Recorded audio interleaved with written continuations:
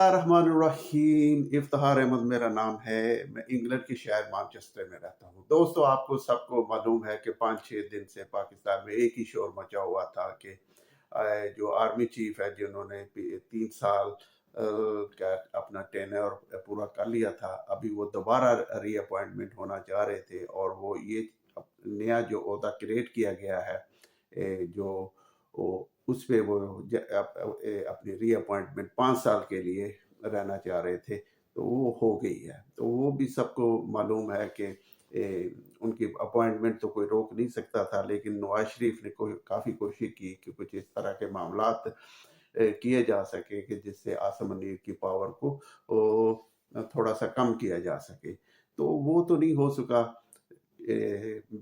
बेशक ये 5-6 दिन जो डिले किया गया था, ये अपॉइंटमेंट को नोटिफिकेशन जो इशू करने के लिए, तो आखिरकार वो उस आर्मी चीफ ने वो नोटिफिकेशन इशू करवा दिया है। और वो बहुत ही जल्दी, जैसे वो उन्होंने नवाज शरीफ साहब सॉरी शहबाज शरीफ साहब से साइन करवाए, जो खुद वो मिलने के लिए गए और फिर बंद कमरे में ये कहते हैं कि 20 मिनट की ये मीटिंग हुई। और फिर आपको पता है कि जब बंद कमरे में एक पावरफुल शख्स दूसरे वीक आदमी से मिलता है, तो वो उसकी क्या मजाल होती है कि वो साइन ना करे।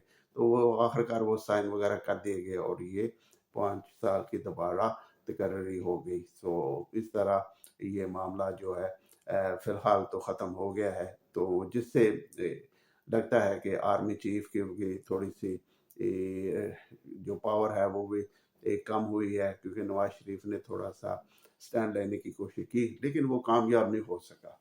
तो इससे ये होता है कि इससे ये दरार ज़रूर पड़ गई है कि एक आर्मी चीफ को खुद ही उसने लगाया और वो फिर इतना ज़्यादा पावरफुल हो गया, तो फिर उसने अगले 5 साल के लिए भी इनसे अपना नोटिफिकेशन करवा लिया। तो अभी वो जैसा कि आपको मालूम ही है कि वो पहले तो ये चीज़ें इतनी क्लियर नहीं थी, क्योंकि सोशल मीडिया पहले इतना आज़ाद नहीं था। वो पाकिस्तान टीवी वगैरह होता था और चंद चैनल होते थे, वो तो अभी भी चैनल हैं, लेकिन उन्हें कंट्रोल किया होता था 100%। और वो इस तरह की बातें नहीं चलाते थे। तो कि हमारे मुल्क में यानी पाकिस्तान में कौन शख्स ये सारे जो हुकूमत होती है वो उसे कौन चलाता है। अभी तो सब वाज़ेह हो गया कि जो हमारे जनरल होते हैं वही पाकिस्तान की हुकूमत को चलाते हैं, और ये जो हमारे सियासतदान होते हैं ये तो पीछे से बस यस सर करने वाले होते हैं। और कुछ फिर थोड़ा बहुत पैसा ये भी बना देते हैं यस सर करके।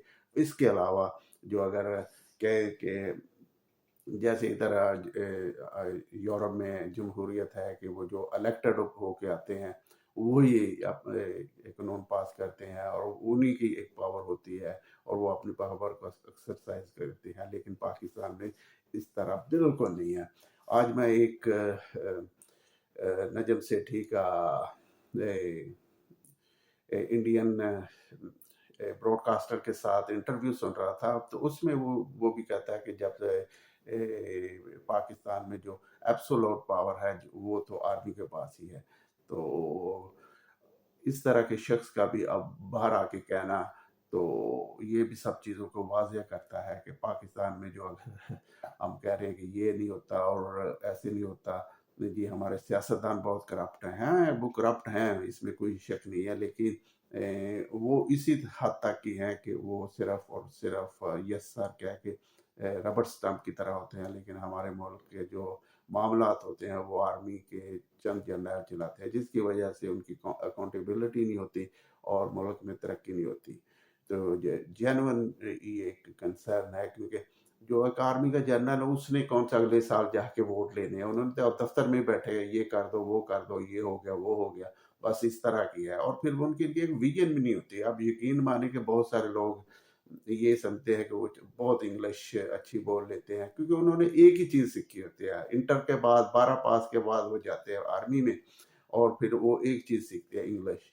और पाकिस्तान में ये समझा जाता है कि जो इंग्लिश अच्छी बोल लेता है वो बड़ा कॉम्पिटेंट है, बड़ा इंटेलिजेंट है। मेरा ख्याल में ये बिल्कुल एक गलत असर है, क्योंकि इंग्लिश वो भी, आप यकीन माने कि मैं इधर इंग्लैंड में रहता हूँ, वो भी लोग बहुत अच्छी इंग्लिश बोलते हैं जो बिल्कुल नपाड़ा है, जो बिल्कुल नपाड़ा है। ये एक ज़बान है, वो कोई भी आदमी सीख सकता है। इसी तरह जो लोग सऊदी अरब में जाते हैं वो टोटली अनपढ़ होते हैं, आप यकीन करेंगे बहुत अच्छी वो अरबी बोलते हैं, वो ज़बान है वो सीख लेते हैं। इस तरह हमारे जर्नैल वगैरह ज़बान सीख लेते हैं, तो फिर ये जो मामलात हुकूमत पे में पीछे बैठ के हुकूमत चलाते हैं, इससे मुल्क को नुकसान होता है। क्योंकि इसका ये नुकसान है कि उन्होंने कौन से अगले साल जाके, या चाहे 3 साल बाद या 4 साल, जब भी इलेक्शन हो, उन्होंने कौन से वोट देने, उन्होंने तो ऑफिस में बैठे हैं, उधर या मामला तय किए, उधर ही सारा कुछ किया। हमारे जो जर्नैल है, आपने देखा है कि वो अरबपति हैं। ये सारे नहीं हैं, ये भी एक गलत असर है, सारे हैं, लेकिन जो बहुत सारे हैं वो भी बे इंतहा ज़्यादा अमीर हो जाते हैं, हालांकि तनख्वाह उनकी होती है। तो एक तनख्वाहदार आदमी इतना, उसके पास पैसा कहाँ से आ जाता है।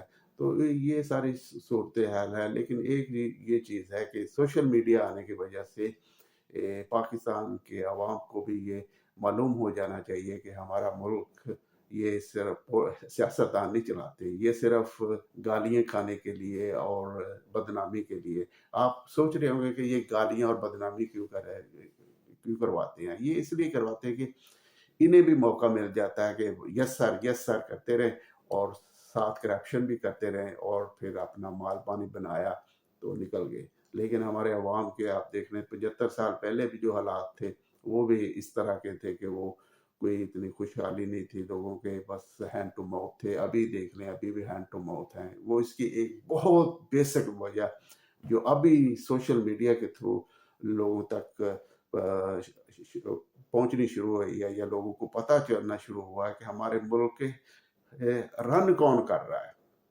ये देखिए कि अब अभी जो अपॉइंटमेंट हुई है, पहले उन्होंने रिटायर हो गए, फिर नवाज शरीफ साहब ने उन्हें 3 साल का आर्मी चीफ बना दिया। अभी उसने खुद इन्हें फोर्स करके मेरे ख्याल में इन्हें उन्हें प्रॉपर तरीके से फोर्स करके वो उसने 5 साल के लिए बैगे। और इसमें एक और बड़ी ट्रेजिडी ये है कि मैं कि इससे हमारे जो फौज का एक तासर है वो भी ख़राब होगा, क्योंकि एक ही शख्स वो इतने साल बैठा रहेगा, तो जिससे मुल्क के अवाम भी अकता भी जाएंगे और फौज को भी वो बुरा भला कहेंगे। तो अभी ये वीडियो बहुत ज़्यादा लंबा हो रहा है, मैं इसे ख़त्म करता हूँ, तो इंशाल्लाह फिर आप के साथ फिर नेक्स्ट वीडियो में बात होगी। Thank you very much. अगर हो सके तो लाइक कर दें और सब्सक्राइब भी कर दें। Thank you. अल्लाह हाफ़िज़।